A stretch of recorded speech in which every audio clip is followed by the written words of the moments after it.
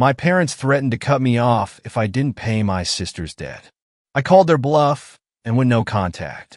I'm 30 male and have been financially independent since I was 18. Growing up, my parents always favored my younger sister. She was the golden child, the one who could do no wrong. Meanwhile, I was expected to be the responsible one, the one who worked hard and made sacrifices for the family. I accepted it when I was younger, thinking that's just how families worked.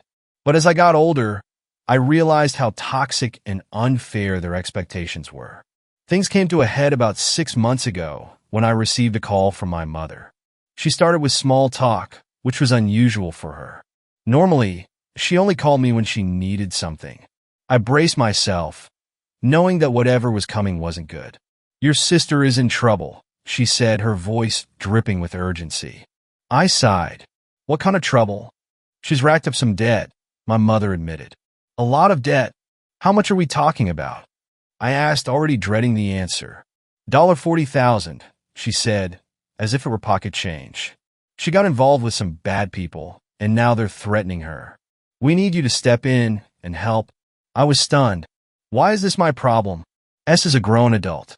She's responsible for her own choices.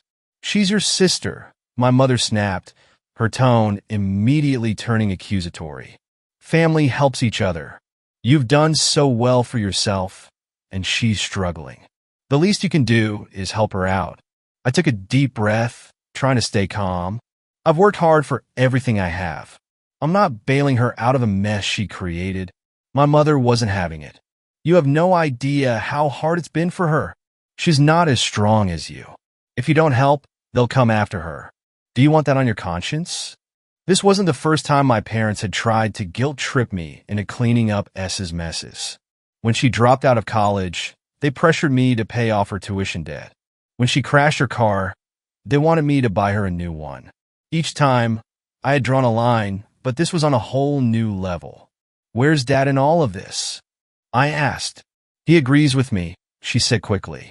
"We both think it's your responsibility to help. After all, we've done so much for you."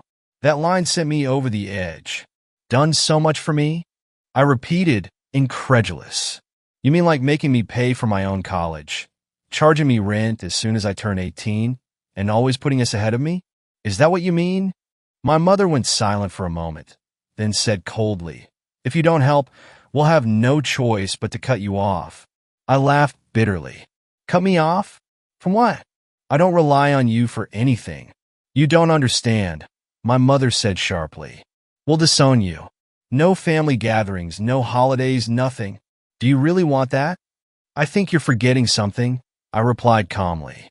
"I've been on my own for years. You're threatening me with something I don't even value anymore." Before she could respond, I hung up. I knew there would be fallout, but I was done being their scapegoat. It was time to put myself first.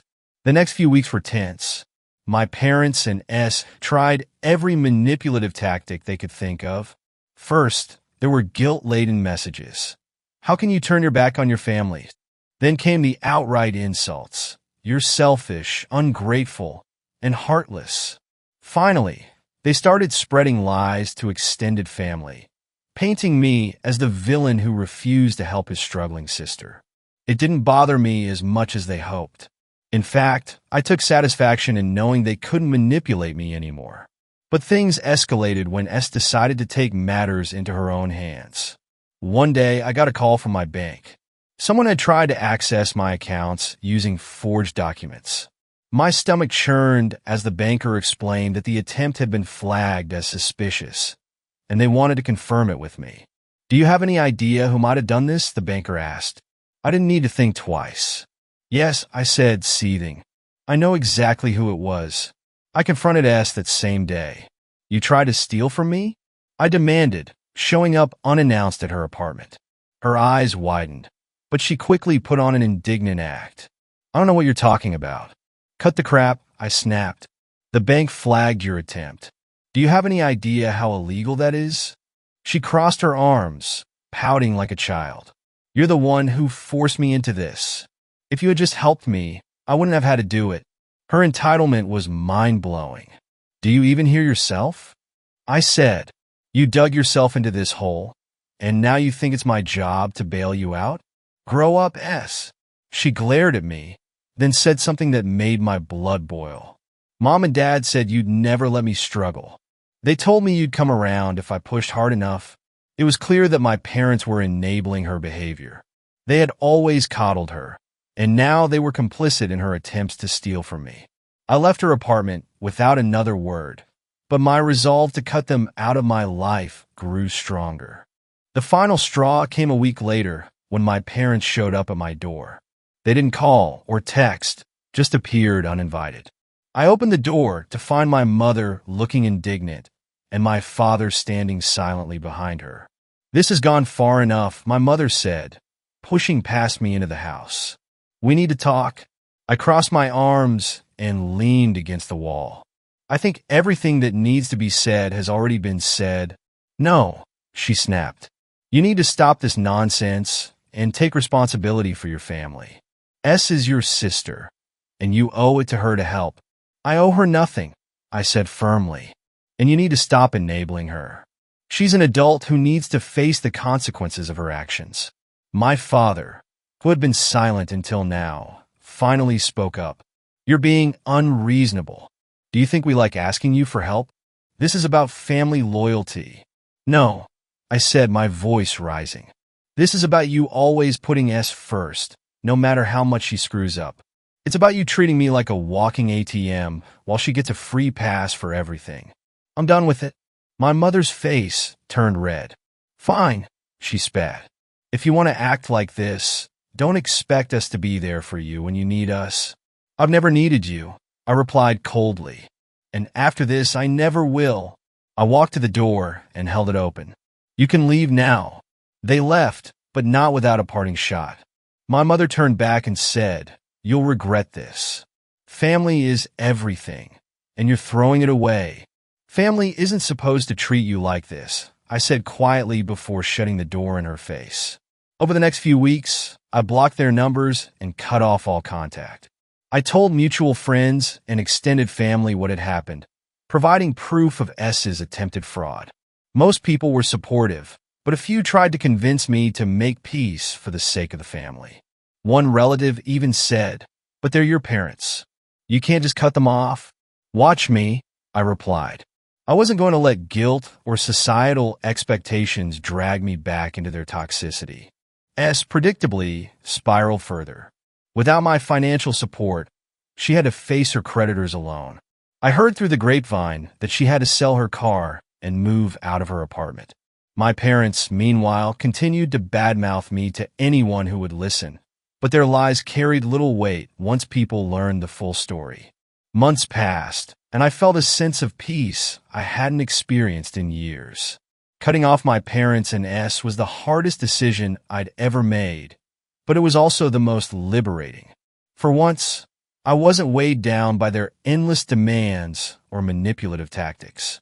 I could focus on myself, my career, and my future. But then, just as I thought the drama was over, my parents tried one last desperate move. I received a letter in the mail from a lawyer claiming that they were considering legal action against me. Their claim? That I had a moral obligation to support the family and pay S's debts. It was laughable, but it also showed how far they were willing to go to exploit me. I forwarded the letter to my own lawyer, who assured me they had no legal grounds for their claims. "Let them try," he said with a chuckle. "They'll embarrass themselves in court." Sure enough, nothing came of their threat. But it was a reminder of how toxic they were, and it only reinforced my decision to go no contact. They had burned every bridge, and there was no coming back from that. As for S, I later heard she had to file for bankruptcy. Her entitled attitude and refusal to take responsibility finally caught up with her.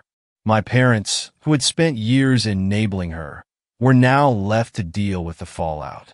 I felt no pity for them. They had made their choices, and now they were living with the consequences.